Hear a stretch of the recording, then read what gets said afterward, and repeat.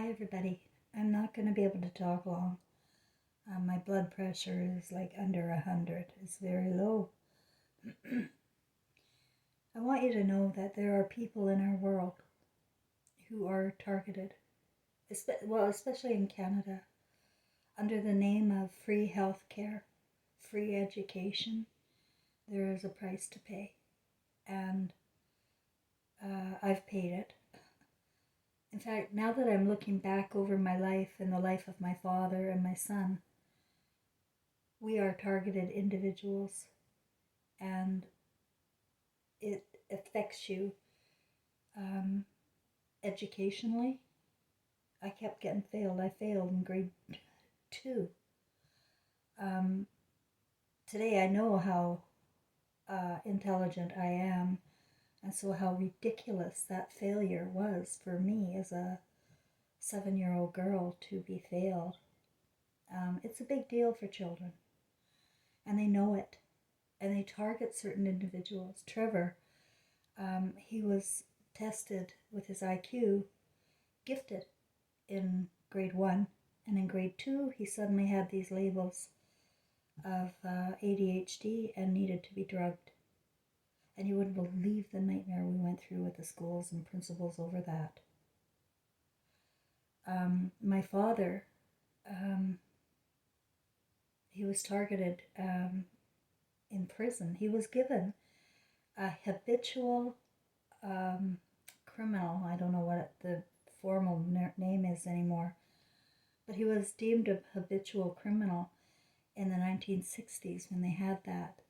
And as a habitual criminal, he went to New Westminster Penitentiary, and I gotta tell you, that was a shithole. It's the biggest one in British Columbia for federal inmates. And I went there to visit my dad once when I was 16, and I'm telling you, it's a shithole. His habitual crime, writing bum checks. And habitual means you got life. Well, they did away with that in Canada at least. But I see my father as a target. I see how they groom my mother, the medical authorities. She's the one that first called him a psychopath. She's the one that had a lot of bitterness towards him. And they jumped on that, and he was a targeted individual. Now, about me, I was sent for blood work ever since I was 5 years old. I was always going every week to the doctor for blood work.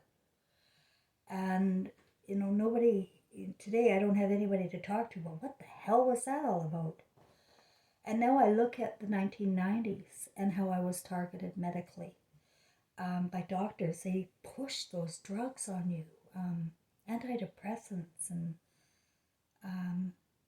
hormone drugs for women. Now, that's what happened to me in the 1990s. One of the drugs they gave me, it was a female doctor, and she just opened up my file and she said, "Oh, I see here you've got low thyroid. So I'm going to put you on 50 mcgs of Synthroid because that'll really help you." Now, I wasn't overweight, but she called me hypothyroid. I was actually very active, going to school, going to work, raising a family, and having a party at the same time. So these came out of nowhere as I look back at my encounters with medicine.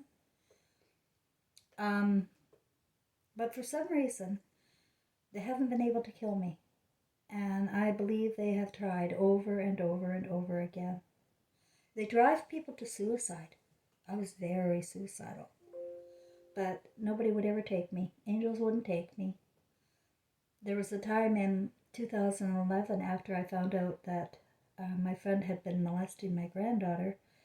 That was it for me. That's me over the cliff right there. And I had to plan a very big and violent death. And I had to have a plan B.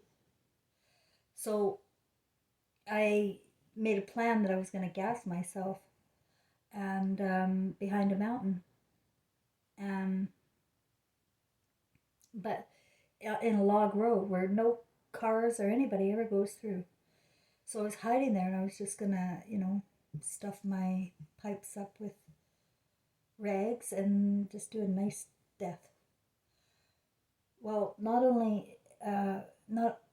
5 minutes after I just get nice and comfortable, a great big black vehicle with a woman driving it drove right by me really fast. Like I'm in a log narrow road behind a mountain in British Columbia, and it shouldn't have been going that fast.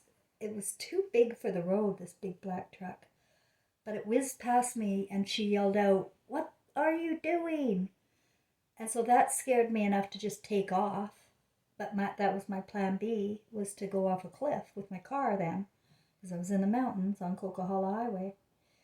And so I did. I sped up to 140 clicks, and I was going to go the same way Trevor died.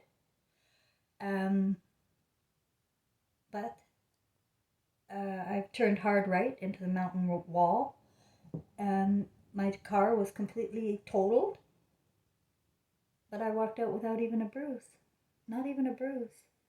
I saw an angel in the steering wheel. It wasn't Trevor, but I saw an angel in the steering wheel. I'm not able to go. You're not going to be able to kill. I don't think, you know what? I don't think anybody's in charge of our deaths. At least not mine. But they attack me medically, and I feel like I'm poisoned and radiated deliberately. I know that they have sent people around me, even here in Quebec.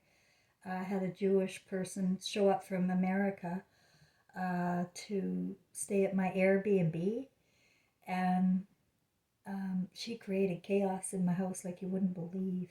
And her name was so similar to mine. It was like weird from the beginning. Um, and she looked a lot like my granddaughter. She was very manipulative, and but she didn't get away with it. I told her one night, I said, "This is it. You're leaving tomorrow. I don't care where you're going or whatever. You're just creating too much chaos here with my neighbors, and I can't have that. I don't want any trouble here." And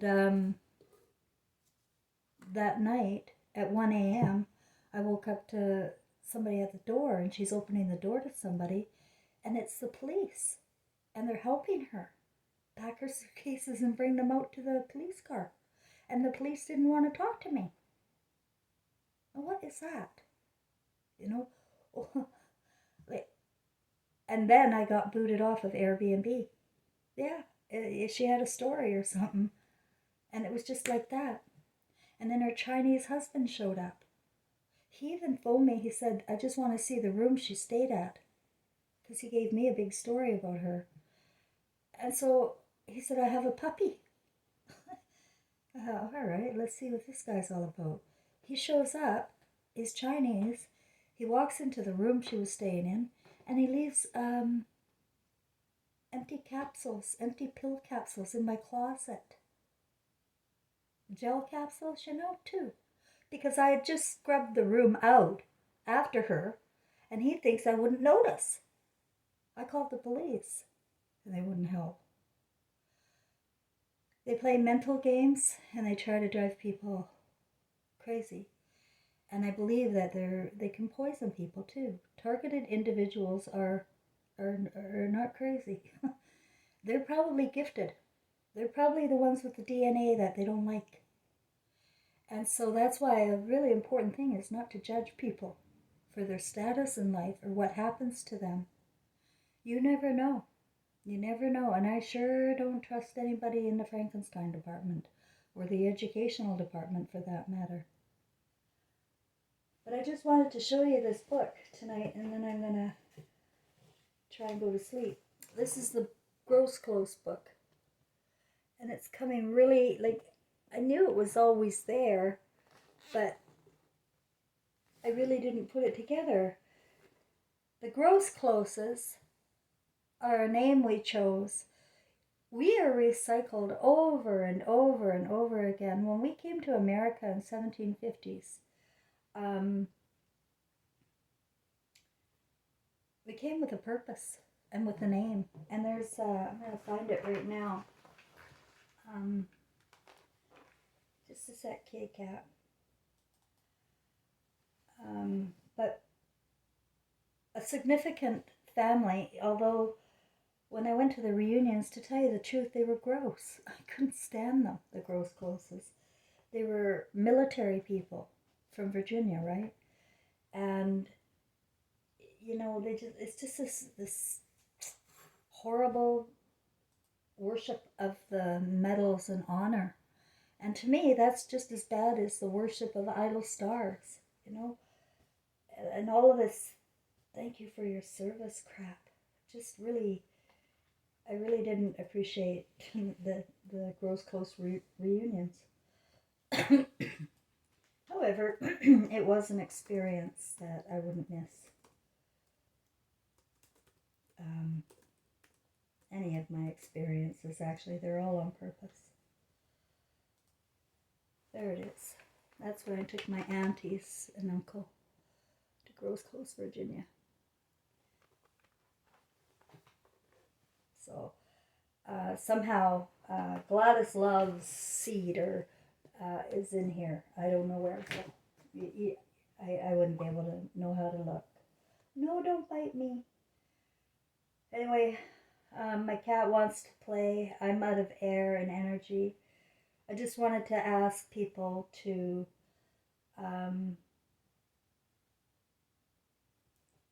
understand people that are different. Don't do what the program has you to do, and that is to mock anything outside of the regular structure and box. It's not going to be good for your movie. That's why Jesus said, don't judge. You don't really know anything, guys. You really don't know anything about other people, about their imaginations, where they came from, or why they are here, and why they do what they do. Because I know that my Father and Son are twin flames of the same Spirit. And they came to be the meek. They came to be the petty criminal, the addict, the drunk. And, ouch! Ooh! My poor cat just keeps clawing away at me here.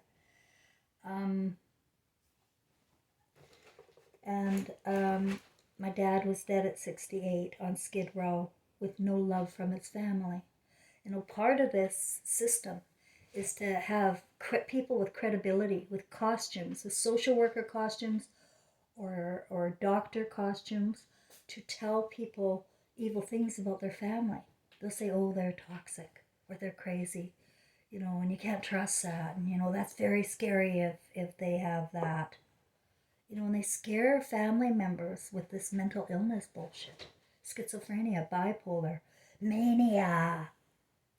It's all induced to have the families turn on their loved ones. It's very regrettable, but I'm a witness to it.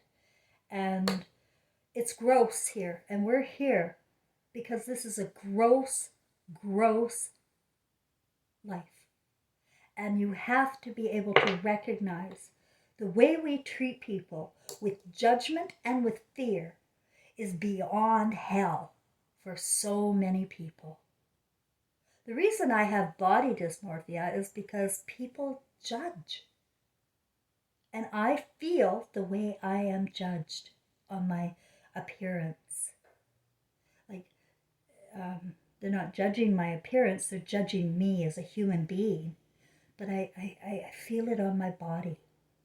And that's why I'm not showing my face anymore. I don't need to show my face anyway. I'm invisible in every way. But I'm here with my last few breaths. Hopefully it's not, but I don't know what's going on. I just feel the attacks have become more physical. Like it's always something now, every freaking day. And that's not normal. That's not normal. My aunts and my grandma were very active. My grandma died at 94. We did push-ups when she was 88. And she won. This is the way. But me, I've been rendered weak. I've always been weak. But now it's starting to affect my immune system and something's going on. And I don't know what. But I just don't think they can kill me. And I don't think anybody is going to be able to die at this time until it's their time. Unless it's in their plan.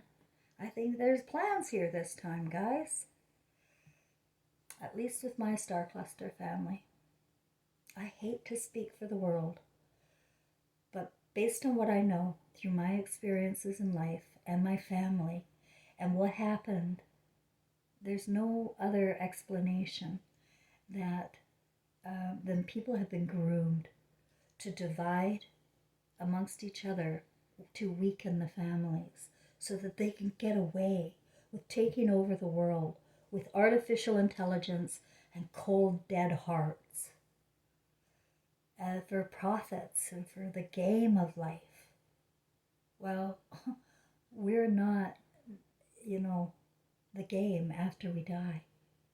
After we die, we wake up and we have a dream, and our dream will be our memories of our lives, and we'll be able to see everything where we cannot see it today. Yes, we will. The way I see it is the way everybody's going to see it. When your ego dies, your soul will appear.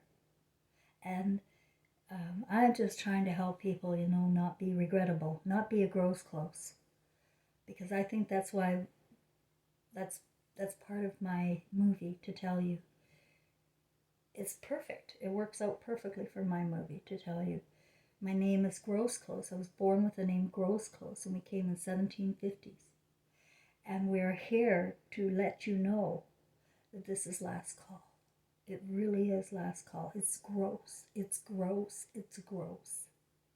And it's time for everybody to step up to the God within them. And if it ain't there anymore, well, have a nice dream.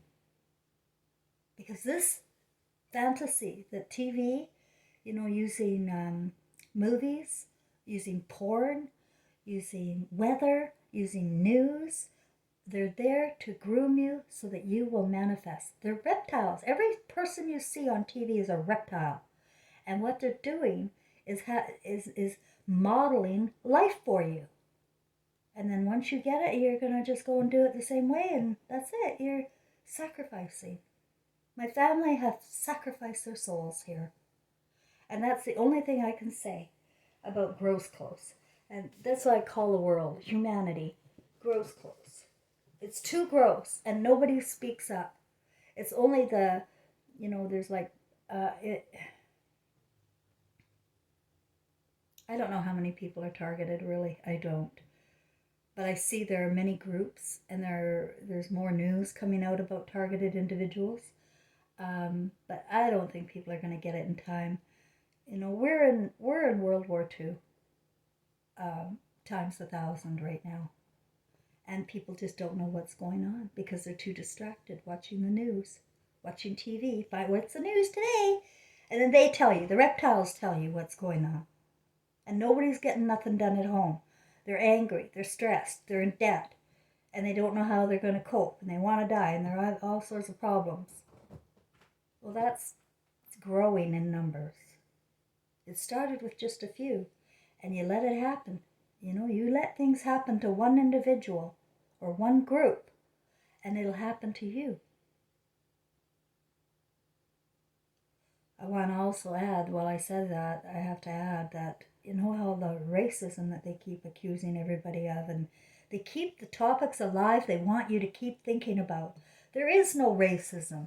There would be no sexism if they didn't model such garbage to us. It wouldn't be there. It wouldn't exist.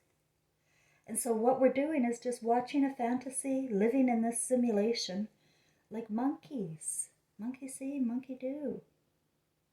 I'm here to try and save as many souls as I can. If you want, give me a like, and I'll talk to you hopefully tomorrow. I'll feel better.